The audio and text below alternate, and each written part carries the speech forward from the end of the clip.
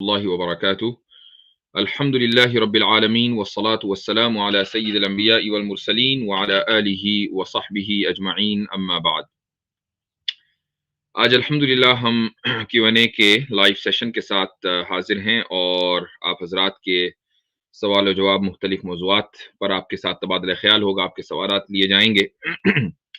تو سب سے پہلے تو یہ ہے کہ جیسے ہی آپ لوگ دیکھنا شروع کریں تو فوراً اپنے گروپس میں اس کے ویڈیو کے لنک کو یا اپنے سوشل میڈیا کے اوپر شیئر کریں تاکہ زیادہ سے زیادہ لوگ جوائن کر سکیں، اور 5 منٹ تاخیر سے آنے پر معذرت، یقیناً آپ میں سے بہت سے لوگ منتظر ہوں گے، لیکن ٹیکنیکل ایشوز ہر جگہ آ جاتے ہیں بعض مرتبہ، تو اس لیے 10 منٹ تک کا جو ہے معذرت قبول کر لینی چاہیے۔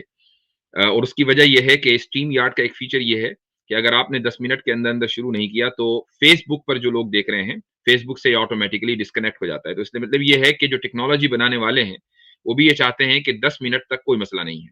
تو بہرحال ہم شروع کرتے ہیں۔ آج کا جو ٹاپک کوئی خاص نہیں ہے، یعنی ہم اوپن کوشچنز لیں گے انشاءاللہ تعالی۔ کچھ دیر میں میرے ساتھ مفتی شمائل ندوی صاحب بھی ہوں گے اور اسی طریقے سے دیگر احباب بھی جڑیں گے، لیکن میں آج جسٹ ٹو وارم اپ ایک موضوع سے اپنی بات شروع کرنا چاہوں گا، اور یہ موضوع ہے آخرت کا، اور آخرت کو سائنس سے ثابت کرنے کا۔ سب سے پہلے تو میں ایک ڈسکلیمر کے طور پر آپ حضرات کے سامنے اپنا ایک موقف رکھنا چاہوں گا، اور یہ موقف صرف میرا نہیں ہے بلکہ یہ موقف علماء اہل سنت سلف اور خلف تمام حضرات کا یہی موقف ہے۔ وہ موقف یہ ہے کہ ہم سائنس سے اپنے عقائد کو ثابت نہیں کرتے ہیں، ہم سائنس کے محتاج نہیں ہیں۔ یہ ممکن ہے کہ سائنس آج جو کچھ کہہ رہی ہے ہو سکتا ہے کہ وہ ہماری کسی بات کی تائید کر رہی ہو، تو ٹھیک ہے، اگر وہ تائید کر رہی ہے تو بطور مؤید کے ہم اس کو پیش کر سکتے ہیں، اس میں کوئی حرج نہیں ہے۔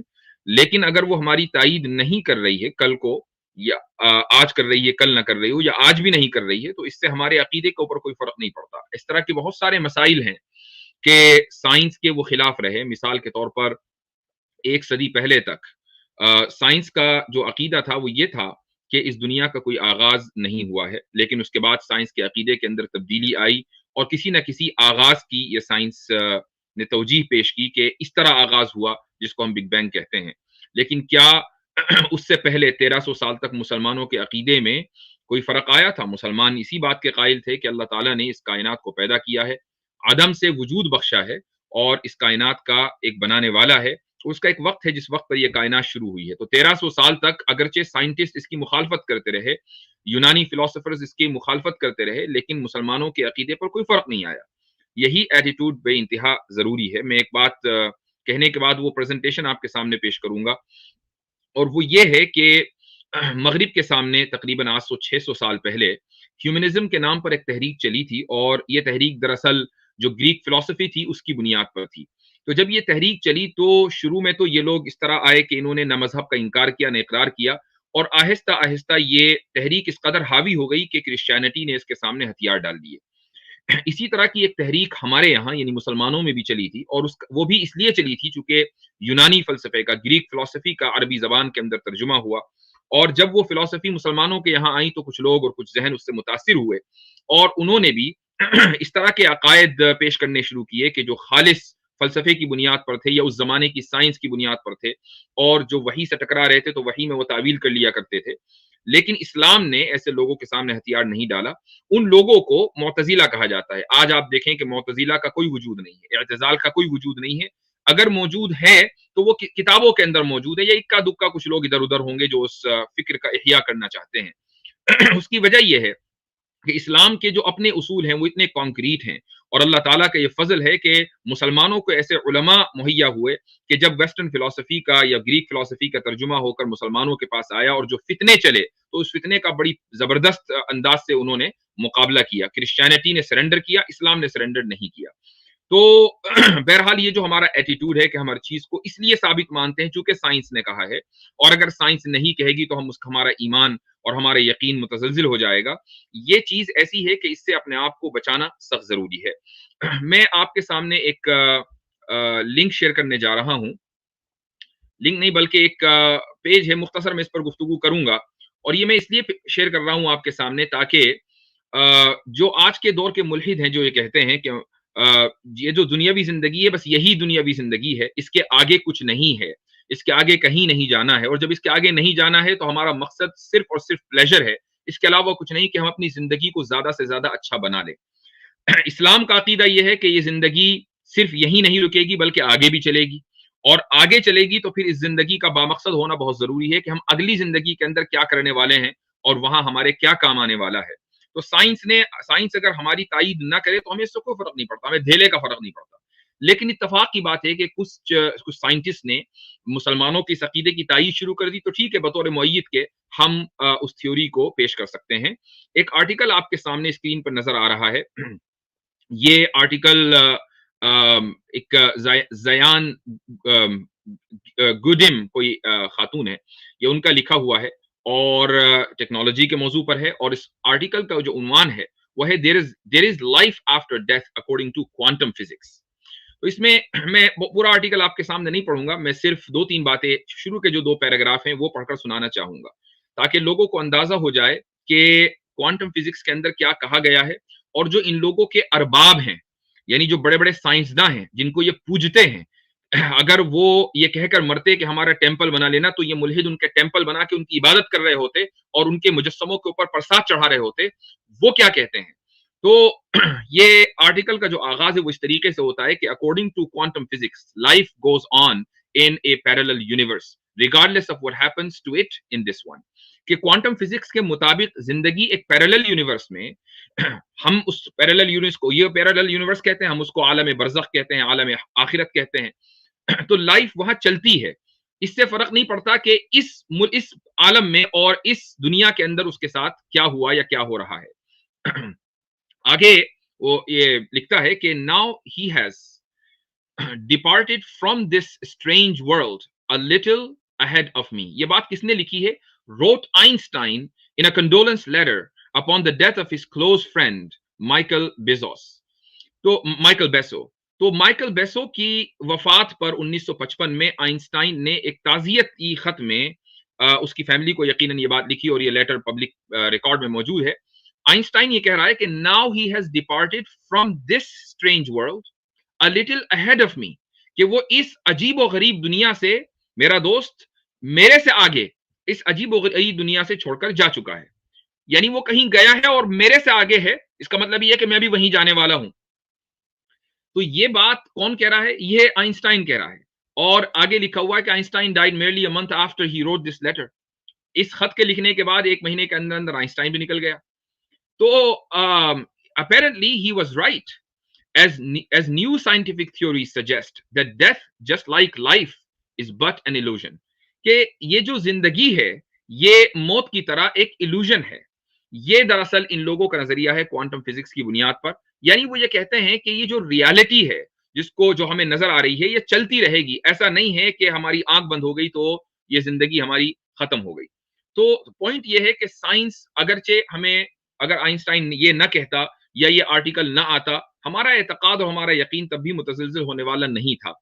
یہ جو آرٹیکل ہے ضروری نہیں ہے کہ 100% اسلامی عقیدے کی تائید کر رہا ہو، لیکن اگر یہ اتنی بات بھی بول رہا ہے کہ ایک پیرلل یونیورس میں لائف پاسبل ہے، تو اس کا مطلب یہ ہوا کہ سائنٹیفک کمیونٹی کے اندر یہ گفتگو ہونے لگی کہ مرنے کے بعد انسان کہیں نہ کہیں تو جاتا ہے، اور اس سے ثابت ہوا کہ اب یہ لوگ اس بات کو ماننے لگے ہیں کہ ہاں بھائی مرنے کے بعد مر کر مٹی ہو جانا، کھپ جانا، یہی صرف حقیقت نہیں ہے، ہو سکتا ہے کہ حقیقت وہ بھی ہو کہ جس کی دعوت اسلام دیتا ہے، اور جس کی تبلیغ رسول اکرم صلی اللہ علیہ وسلم نے کی ہے، اور جس کو کھول کھول کر قرآن کریم نے جگہ جگہ بیان کیا ہے، اور جو عقیدہ حضرت آدم علیہ الصلوۃ والسلام سے لے کر رسول اکرم صلی اللہ علیہ وسلم تک رہا ہے۔ بہرحال یہ ایک ٹاپک تھا جو اس پر اگر کوئی سوال ہو تو یقیناً کیے جا سکتے ہیں، اور موسٹلی جو ایتھیسٹ ہیں، ایگنوسٹکس ہیں، غیر مسلم ہیں، ان کو ہم پریفرنس دیں گے، انوائٹ کریں گے انشاءاللہ آج کے پروگرام میں۔ مسلمان بھی، ان کا بھی استقبال ہے۔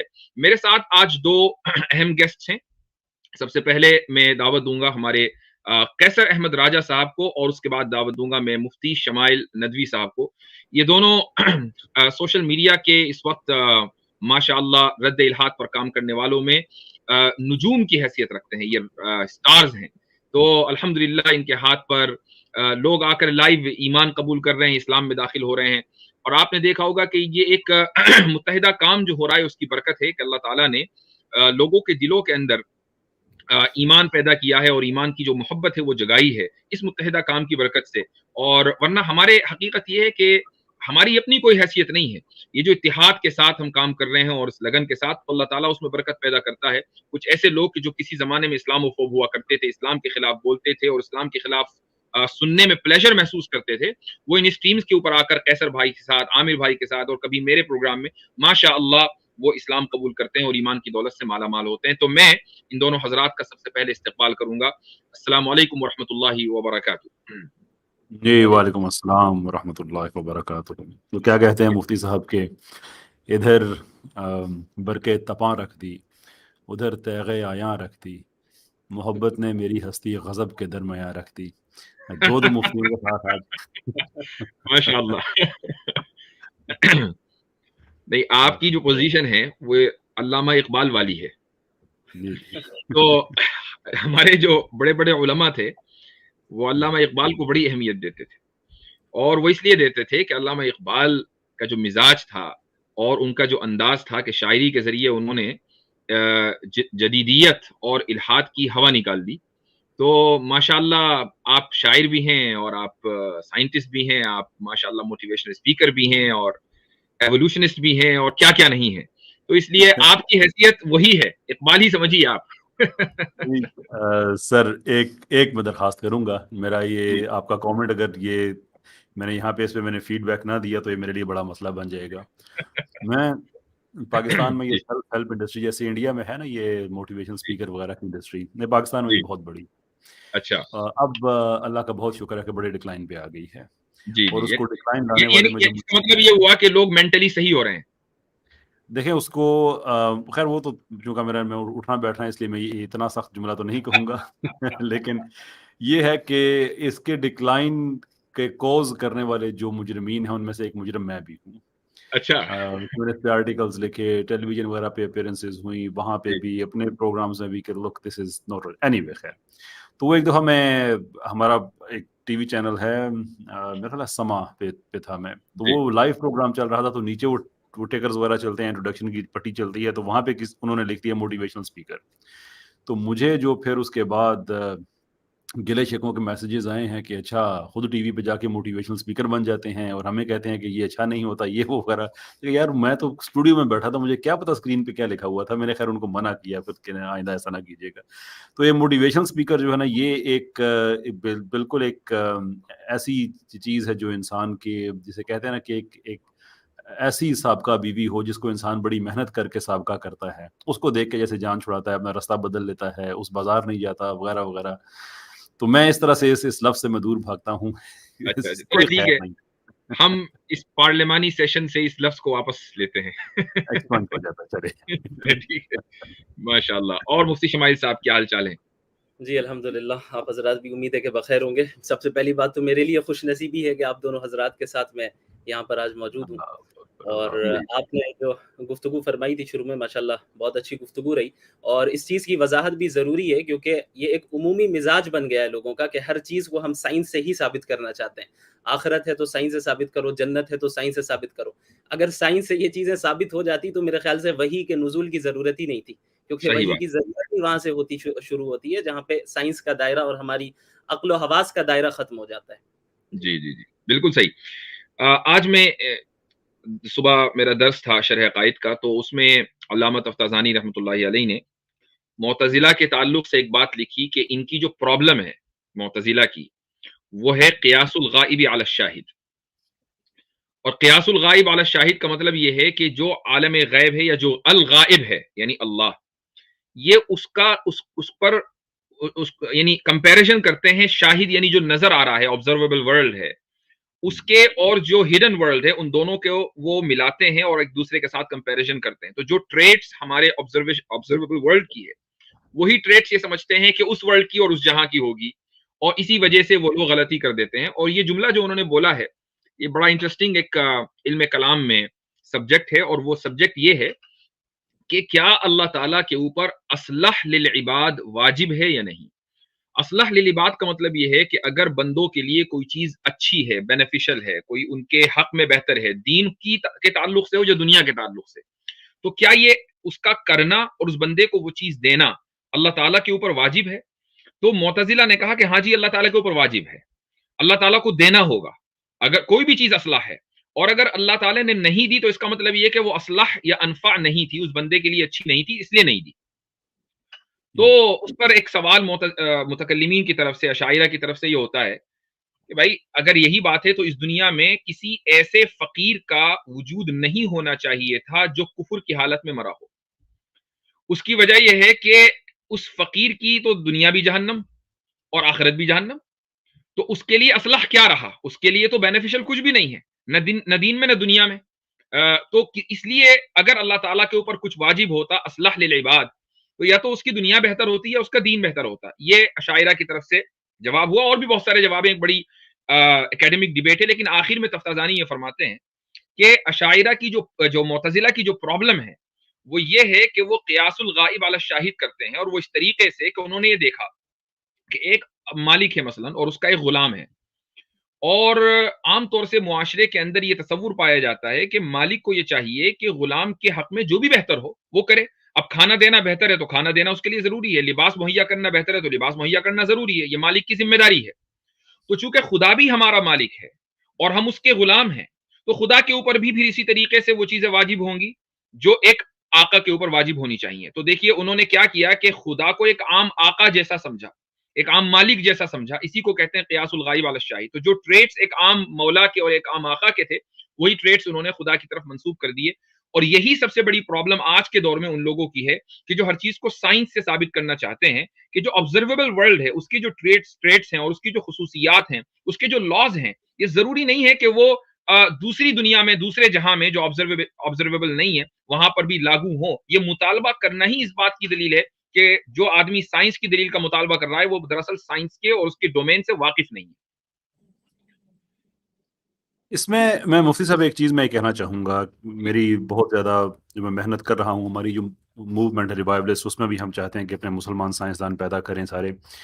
دیکھیں ایک اس وقت ہمیں جو ایک بڑا چیلنج ہے وہ یہ ہے کہ ہم سائنس کو الحاد سے ہم نے آزاد کرانا ہے۔ It's basically science as the enterprise is occupied by atheists. اور اس پہ ڈاکٹر ڈیوڈ برلنسکی، وہ خود سیکولر ہیں لیکن تھوڑے سے آزاد خیال آدمی ہیں، وہ آئیڈینٹیفائی کرتے ہیں، بہت عرصہ ہو گیا ان پہ کام کرتے ہیں، میتھمیٹیشین بھی ہیں، فلاسفر بھی ہیں، سائنٹسٹ بھی ہیں۔ انہوں نے 1980s کا یہ ٹائم پیریڈ آئیڈینٹیفائی کیا ہے کہ 80s آن ورڈز سائنس کی دنیا میں ایتھیسٹس اگریسو ہونے لگے، بہت زیادہ اگریسو۔ اس سے پہلے بھی تھے لیکن یہ وہ ٹائم تھا کہ جو آلموسٹ سی ایس لیوس نے پریڈکٹ کیا تھا، سائنٹوکریسی نام دیا تھا، کہ ایک وقت آئے گا کہ حکومت کی پالیسیز میں بھی یہ سائنسدان گھس جائیں گے، لا میکنگ میں بھی، اخلاقیات، ہر چیز میں گھس جائیں گے۔ اور وہ وارن کر رہے تھے کہ بڑا برا ٹائم ہوگا کیونکہ ان کی یہ ڈومینز نہیں ہیں لیکن یہ ہر چیز میں گھسنے کی کوشش کریں گے، it will permit in every thing. تو وہ پھر 80s میں وہ شروع ہوا، اب وہ بہت آگے نکل چکا ہے۔ تو بیسکلی جو میں ٹرمز کی بات کر رہا ہوں کہ ہم نے سائنس کو آزاد کرانا ہے، تو بہت سے ایسے آئیڈیاز ہیں جو ہم مسلمان لوگ بھی کہہ دیتے ہیں جبکہ اس کی کوئی عقلی بنیاد نہیں ہے۔ مثال کے طور پہ کہ سائنس جو ہے یہ صرف فزیکل ورلڈ کو ایکسپلور کرنے کا نام ہے، یہ کس نے طے کیا ہے؟ یہ کس نے طے کر دیا ہے کہ میٹا فزکس کو ہم سائنس کے ذریعے نہیں کر سکتے؟ ہم اسپرچویلٹی پہ سائنس اپلائی نہیں کر سکتے؟ سائنس کے تو وہی اصول ہیں، آپ کسی چیز پہ بھی اپلائی کر سکتے ہیں۔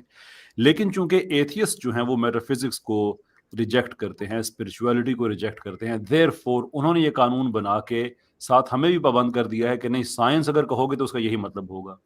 بالکل ایسے ہی میرا سوال یہی تھا آپ کے اس جملے پر کہ سائنس سے کیا مراد ہے؟ یعنی سائنس سے اگر مراد جس کو ہم العلم الطبیعی کہتے ہیں، تو اگر یہ مراد ہے تو کیا اس کا ڈومین پھر یہ فزیکل ورلڈ ہی نہیں ہے؟ نہیں، اس کا نہیں ہو نہیں سکتا، اس کا ڈومین صرف فزیکل ورلڈ نہیں ہو سکتا، اس لیے کہ اگر ہم فلسفی کو ہم ایکسپلور کرتے ہیں تو Kant is very helpful, Immanuel Kant. اس نے ایمینوئل کانٹ نے بیسکلی چیزوں کو دو حصوں میں تقسیم کر کے ایکسپلین کیا۔ انفیکٹ یہ اچھا ہو گیا آپ نے مجھے سے بات کرنے کا موقع دے دیا۔ میں کانٹ اور سورہ العصر کا ایک اس کی فلسفی کا اور سورہ العصر میں ایک اس سے زیادہ جامع انداز میں بات کہی گئی. میں اس پہ بھی تھوڑا میں آج کل میں ریسرچ کر رہا ہوں, تو اچھا ہے میری پریکٹس ہو جائے گی. کہنے کا مطلب یہ ہے. اب کانٹ نے 2 حصوں میں چیزوں کو تقسیم کیا ہے, جس میں جو ہے نام اس نے رکھا ہے فینومینل, ایک ریلم ہے اور ایک ہے نیومینل. فینومینل میں وہی چیزیں ہیں جو کہ مظاہرات میں آتی ہیں, یعنی مثال کے طور پہ جو بھی فزیکل چیزیں ہیں جتنی بھی ہیں ساری کی ساری یہ اس میں آ جاتی ہیں, فینومنا ہے, مظاہر ہیں وہ. اور جو نیومینل ورلڈ ہے وہ سارے کا سارا میٹا فزیکل ہے, اس کا شعور ہے, فہم ہے, خدا ہے, یہ ساری باتیں نیومینل میں آ جاتی ہیں. ایک چیز کانٹ بیچ میں اس نے مس کی, آئی تھنک اس پہ امپروو ہم کر سکتے ہیں کہ آخر کار فینومینل ورلڈ کی انٹرپریٹیشن بھی تو ہم نیومینل ورلڈ میں ہی کرتے ہیں نا. جیسے پھول کا سرخ ہو جانا یہ کوئی ضروری تو نہیں ہے کہ یہ absolute fact who, given the fact کہ وہ سب کو ایک طرح کا سرخ نظر نہیں آ رہا ہوتا. کسی کو وہ شیڈ گہرا نظر آتا ہے, کسی کو ہلکا نظر آتا ہے, کسی کو کیسا. تو اس کا مطلب یہ ہے کہ اندر کہیں نہ کہیں تو ہم اس رنگ کی تشریح کرتے ہیں جس کی وجہ سے وہ ہماری وہ چینج ہوتا ہے. اور بہت سی ایسے سائنٹیفک ایکسپیریمنٹس موجود ہیں کہ ہم اندر کی تشریحات کی بیس پہ ہم باہر کا ڈیٹا ہمیں مختلف طرح سے نظر آتا ہے. تو اب اس پہ آپ کے سوال کی طرف اس تمہید کے بعد کہ اگر فینومینل ورلڈ بھی موجود ہے اور نیومینل ورلڈ بھی موجود ہے تو پھر یہ کیسے ہم طے کر سکتے ہیں کہ ایک انسان صرف جو فینومینل ورلڈ ہے, جو فزیکل دنیا ہے, صرف اس پہ سائنس کو محدود کر دے اور باقی نہ جائے. اوبویس ایگزامپل ہمیں اس کی دے سکتے ہیں کہ بہت سے ہمیں ڈاکٹرز ہیں وہ بتاتے ہیں کہ جو مریض اپنا ٹریٹمنٹ کے دوران دعا کا سہارا لیتے ہیں ان کی جو ٹریٹمنٹ ہے وہ بہتر ہوتی ہے.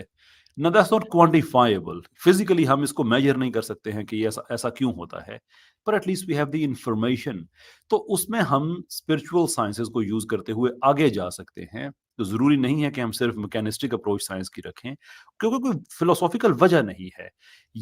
اسی وجہ سے میں کہتا ہوں کہ ہم نے ان ٹرمز کو آزاد کرانا ہے نا سائنس سے, کہ ان لوگوں نے یہ طے کر دیا ہے کہ سائنس صرف فزیکل ورلڈ پہ ہی ہوگی. بھائی کیسے نہیں ہوگی؟ میں ذاتی تجربہ, میرے سر میں کئی دفعہ درد ہوا, میں نے دم کرایا, میں ٹھیک ہو گیا. I can have a scientific experiment on this again and again and اور لوگوں پہ, بہت سے اور لوگوں پہ, لیکن وہ دم کرایا, میں ٹھیک ہو گیا. No one can deny that. No one has the authority کو میرے behalf پہ آ کے کہے کہ نہیں میں غلط کہہ رہا ہوں, کیونکہ میرا ذاتی تجربہ ہے, مجھے پتا ہے. That's the empirical information I have. لیکن میں scientifically speaking میں اس کو سمجھنے کی کوشش کر سکتا ہوں وہی سائنس کے ماڈلز کو اپلائی کر کے, to the extent کہ میں یہ کہوں کہ اس کے پیچھے ایک ایسا سسٹم موجود ہے کہ جو افیکٹو ہے, جو کام کرتا ہے, لیکن میں اس کے میکینکس کو نہیں سمجھ سکتا. And that gives me my limitations. یہ میری اپنی ایک سینگ بھی ہے کہ جو on the edge of the reason there is only submission, کہ جو توجہ ہے, عقلیت ہے, اس کے جب انسان نہج پہ پہنچ جاتا ہے تو اگر وہ خود کو سجدے میں نہ پائے تو وہ صرف فکری آوارہ گردی کی اس نے. ون ہیز ٹو ایکسیپٹ یہ ہو بھی رہا ہے, اس کو ایکسپلین بھی نہیں کر سکتے, اور ہر دفعہ ہو رہا ہے, کسی بھی دفعہ ایکسپلین نہیں کر سکتے. It's there. تو اس کو ہم سائنس کو ہم پھر اس ساری بات کو سائنس سے ایکسکلوڈ کر دیں, اس کی کوئی عقلی فکری فلسافیکل وجہ نہیں ہے. مفتی شمائل صاحب کچھ کہنا چاہ رہے تھے شاید. جی میں یہ کہنا چاہ رہا ہوں کہ یہ جو آپ نے ورڈ استعمال کیا ابھی کہ اسپریچول سائنس کی بنیادوں پر پھر ہم آگے طے کریں گے, تو پھر اس پر سوال یہ اٹھتا ہے کہ اسپریچول سائنس کی بنیاد کن چیزوں پر ہے؟ یعنی کیا اس کی بھی بنیادیں وہی ہیں جو فزیکل چیزوں کے متعلق جو ہم سائنس کو استعمال کرتے ہیں ویسے ہی؟ ہاں, میتھڈ تو وہی ہے. سائنٹیفک میتھڈ میں کیا, ہم سب سے پہلے ایک ہائپوتھیسس ہم کریٹ کرتے ہیں, ایک فریم ورک اس کا بناتے ہیں, اس کے بعد ہم الٹرنیٹیو کریٹ کرتے ہیں کہ 2 متبادل ایٹ لیسٹ 2 بناتے ہیں, زیادہ بھی بنا سکتے ہیں, کہ ان پہ وہ تجربات ہم کرتے ہیں, اور اس کے بعد پھر ہم اس کو جو فیکٹس ہوتے ہیں اس پہ ہم ایک تھیوری اپلائی کرتے ہیں. And that's how it normally works. لیکن جو اب اس کی آپ مثال اس طرح سے لے سکتے ہیں کہ میرا چونکہ تھوڑا تعلق روحانیت سے بھی ہے, تو میں اس سے میں ایز اے اسٹوڈنٹ میں ایک ایگزامپل دے سکتا ہوں کہ بہت سے لوگ ہوتے ہیں جن کو اللہ تعالیٰ کا ان پہ بڑا کرم ہوتا ہے کہ وہ اندر کی جہاں کی ایسی باتیں جانتے ہیں کہ جو عام انسان نہیں جانتا. اینڈ آئی نو دیٹ, میں نے وہ جہاں میں نے ان لوگوں کا دیکھا ہوا ہے, میرے پاس تو وہ نہیں ہے, لیکن جن کے پاس ہے, it amazes people, it really amazes people. لیکن ان میں سے بہت سے ایسے ہیں کہ اگر وہ کسی کو بتا دیں تو وہ سارے کا سارا وہ سسٹم ان کا ختم ہو جاتا ہے. بہت سے ایسے ہوتے ہیں کہ جو اگر نہ بتائیں تو ختم ہو جاتا ہے. اب ہم اس پہ اگر کسی کو بھی اللہ تعالیٰ نے یہ اس کے حصے کام دے دیا, بلکہ علامہ اقبال تو کہتے ہیں کہ پورے کا پورا سیکریٹریٹ ہوتا ہے, جیسے ہے نا کہ ایک پرائم منسٹر کے اندر پورا سیکریٹریٹ ہے, مختلف آفیسرز ہیں, تو روحانی دنیا کے مختلف آفیسرز ہیں جن سے اللہ تعالیٰ کام لیتا ہے اس دنیا کے. اب ہم ایک سائنٹیفک ایکسپیریمنٹ کر سکتے ہیں یہی سائنٹیفک میتھڈ اپلائی کر کے کہ اگر کسی کو اللہ تعالیٰ نے یہ دیا ہے, یہ جو اپنا یہ خاص علم ہے اگر اس نے عطا کر دیا ہے, تو وہ دیکھ سکتا ہے کہ کیا میں ان لوگوں میں سے ہوں جو بتائیں تو ختم ہو جاتا ہے, یا وہ ہے کہ جو اس کا اظہار کرے تو ختم ہو جاتا ہے. تو وہ یہی الٹرنیٹیو کریٹ کر کے وہ ایکسپیریمنٹ خود پہ کر سکتا ہے, کسی دوسرے پہ بھی کر سکتا ہے. تو اس پہ یعنی یہ کوئی پرابلم نہیں ہے. کون سی ایسی چیز ہے کہ جو ہم کریں تو ہمارے یعنی بہت سی آپ اچھے کام کر رہے ہوتے ہیں, لیکن اس کے باوجود کچھ چیزیں پھر بھی ہوتی ہیں جو آپ کی زندگی میں آڑے آ رہی ہوتی ہیں. اب وہاں پہ ہم سائنٹیفکلی اسپیکنگ تجربہ کر سکتے ہیں حضرت علی کے اس قول کو اپلائی کر کے کہ جس میں وہ کہتے ہیں کہ الہی میرے وہ گناہ معاف کر دے جو میرے گناہوں کی قبولیت کے راستے میں آتے ہیں, کہ میں سارے اچھے کام کر رہا ہوں, سارے کے سارے. از دیر اینی تھنگ کہ جو میری زندگی میں غلط ہو رہا ہے, میرے پڑوسی کو مجھ سے کوئی مسئلہ ہو رہا ہے, میرے ماں باپ کو ہو رہا ہے, کسی اور کو ہو رہا ہے, کہ میرے سارے اچھے کام میں but still there is some problem. تو میں اینالائز کر کے یہی سائنٹیفک میتھڈ اپلائی کر کے میں دیکھ سکتا ہوں کہ ہاں اگر اس کام کو میں اس طرح سے اس طرح کر دوں اگر, تو پھر میرا کام سارا میرا ٹھیک ہو سکتا ہے. سو ایبسلیوٹلی سائنٹیفکلی اسپیکنگ ہم اس کو اپلائی کر سکتے ہیں, کیوں نہیں کر سکتے ہیں. اچھا آگے بڑھنے سے پہلے ایک منٹ, آگے بڑھنے سے پہلے ہمارے ساتھ عامر بھائی جڑے ہیں, تو آپ کا استقبال ہے. السلام علیکم ورحمۃ اللہ وبرکاتہ. وعلیکم السلام ورحمۃ اللہ وبرکاتہ. امید ہے میری آواز آ رہی ہوگی. بالکل آ رہی ہے. کیا حال چال ہے؟ اللہ کا شکر, ٹھیک ٹھاک حضرت. مجھے بہت نہیں دل خوش ہوا, بہت. کیسر بھائی نہیں سن پا. جی آئے گی.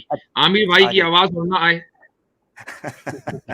آ جائے گی. آواز حق ہے آخر کار. میرا دل بہت خوش ہوا کہ خاص طور پہ کیسر بھائی کے ساتھ, آپ کے ساتھ تو لائیو سٹریم ہوتی ہے, بیٹھتے ہیں, اپنے گھر کا ماحول ہے. مفتی شمائل صاحب کو جو آپ نے نکالا ہے, نکال کے لائے ہیں, نکال کے, ایسے نہیں آ رہے تھے یہ. ایگزیکٹلی, یہ بہت اچھا کیا ہے, کیونکہ دیکھیں علمی لوگ. حضرت ترجمہ ہی کر دیں ان کی بات کا, مجھے کچھ سنائی نہیں دے رہا مجھے. میرے خیال سے کیا ایسا اس سے پہلے اگر ہوا تو کیا کرتے ہیں, یعنی کیسر بھائی دوبارہ آتے ہیں یا عامر بھائی دوبارہ آتے ہیں, کیا کیسر بھائی ریجوائن کر دیں. کیسر بھائی گلچ ہے یہ. تو اس گلچ کا علاج یہی ہوگا, شاید آپ میں سے کسی ایک کو دوبارہ جوائن کرنا پڑے گا. میں دوبارہ جوائن کر لیتا. وہ ایک بندہ کار ورک شاپ پہ گیا گاڑی ٹھیک کروانے کے لیے, تو اس نے نا ڈکی والی سائڈ ادھر کر دی, تو مکینک نے کہا بھائی ادھر انجن اس سائڈ پہ کرو. اس نے کہا مجھے چکر لگوانا ہے, ادھر سے گھوم کے چلے جاؤ. اچھا خیر, تو اب یہ ہے کیسر بھائی انشاءاللہ جوائن کریں. تو حضرت میں یہ کہنے لگا تھا کہ علمی لوگ جب تک میدان میں نہیں آئیں گے, میں علماء سے, اسکالر سے گزارش کرتا ہوں آپ لوگوں کو میدان میں آنا ہوگا. حضرت علی المرتضیٰ شیر خدا رضی اللہ تعالیٰ عنہ کا قول ہے کہ ہی نہ سکت اہل الحق عن الحق. میں نہیں کہہ رہا کہ خاموش, الحمدللہ کام کر رہے ہیں, اللہ تعالیٰ ان کو برکت دے, یہ بڑا مشن کر رہے ہیں, مگر خوشی ہوئی تو میں حوصلہ افزائی کے لیے یہ چیز کر رہا ہوں کہ زعم اہل الباطل انہم الحق. یہ جو اہل باطل ہیں یہ پھر لمبے لمبے چینلز بنا کے جو ہے نا جناب سپر چیٹیں بٹورتے ہیں. آپ جیسے علماء جب تک میدان میں ہوں گے تو پیاسا جو تشنگی لیے, جستجو لیے, سوالوں کا ایک ڈھیر لیے, ان میں دبا ہوا جاہلوں کے پاس جائے گا, اس سے بہتر ہے وہ آپ جیسے علماء کے پاس آئے. ایک تو میری گزارش. آپ نے میری تائید کی ہے. مفتی شمائل صاحب کو میں نے کئی مرتبہ کہا, میں نے کہا بھائی اب آپ کو جو ہے وہ لائیو اسٹریم کرنا یعنی اصلح للعباد ہو گیا. یہ ابھی ہم معتزلہ کے اس مسئلے کے اوپر بات کر رہے ہیں. اچھا ایک کام تو مفتی صاحب کر دیجئے, جی اگر آپ مفتی شمائل صاحب کو آپ اوپر کریں, مجھے نیچے کریں, تو مجھے بہت خوشی ہوگی. ارے حضرت آپ کریں, پھر میں آپ کو بتاؤں گا کیوں. نہیں, ہم علماء کے سائے میں رہنا چاہتے ہیں, علماء کے سائے میں. نہیں اس کو ایسے ہی رکھیں. میں اسی لیے کہہ رہا ہوں, پتہ ہے مفتی صاحب میرا کام پتہ ہے آسان ہے نا, آپ مجھے نیچے کریں, میں آپ کو بتاتا ہوں کیوں میں کہہ رہا ہوں, پھر آپ مجھے اتفاق کریں. آپ کا اگر اصرار ہے تو ٹھیک ہے. ہاں جی سر, شکریہ آپ کا. دیکھیں اصل بات یہ ہے نا کہ آپ لوگ لگاتے ہیں حضرت ایسے ٹھیک ہے بھائی, ایسا ہے کہ آپ میرے سر پہ نہیں بیٹھے ہیں, تو ویسے یہی ورچوئل ہے. اب اس زمانے کے علماء اسٹریمز کے بھی آداب کو جو ہے مدون کرنا شروع کریں گے. بالکل. میں اس لیے کہہ رہا ہوں نا کہ آپ لوگوں نے زندگی لگائی ہے, کئی سال ایک کورس پہ لگائے ہیں, مفتی بنے ہیں, ڈاکٹریٹ, سارا کچھ آپ نے کیا, رائٹ. اب مفتی تو تھوڑی بڑی بات ہوتی ہے. اور میرے پاس سوال آتا ہے تو میں کہتا ہوں ہاں ٹھیک ہے, میں آپ کو بتاتا ہوں. چپ کر کے میں آپ دونوں میں سے کسی ایک کو کال کر کے پوچھ لیتا ہوں वहाँ पे मेरी बल्ले बल्ले हो जाती है, तो फिर मुझे बताएं कि मैं फिर नीचे ना रहूं तो कहाँ रहूं फिर मैं। लो, मेरा मेरे खैर वो पास जो तो इख्तियार था, मेरे पास हाँ, इख्तियार ये था, मैंने हज़रत को ये दोबारा आमिर ऊपर कर भाई के दिया। पास इख्तियार था तो उन्होंने खट से जो है एकदम बदल दी स्क्रीन। अच्छा हज़रत, मैं ना आपके मौज़ू पे, एक तो मुफ्ती इस्माइल जी, साहब का बहुत शुक्रिया, मैं चाहता हूँ वो भी इस पर जी, ज़रूर करें, और मुझे बड़ी खुशी हुई कि इन्होंने लाइव स्ट्रीम का आगाज़ किया है, आसिम भाई ने, इन्होंने ये दोबारा से आएँ, अल्हम्दुलिल्लाह, मुफ्ती अब्दुल्ला मिन्हाज साहब भी आ जाएँ, तो एक बड़ा चार हुँ। चाँद लग जाएँगे।